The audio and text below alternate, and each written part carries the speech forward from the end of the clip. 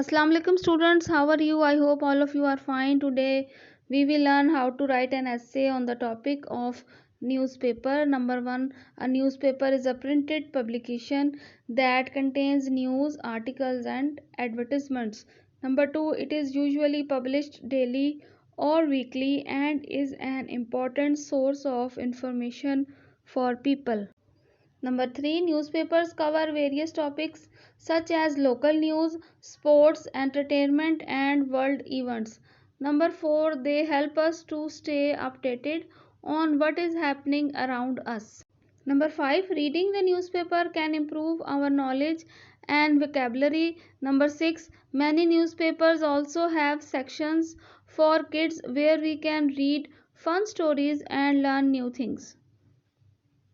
Number 7, some newspapers also available online making it easy to read on computers and tablets.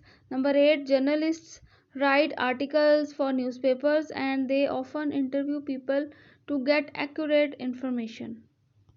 Number 9, newspapers play a vital role in our society by keeping us informed and connected. Number 10 and last, reading the newspaper is a great habit that everybody should develop.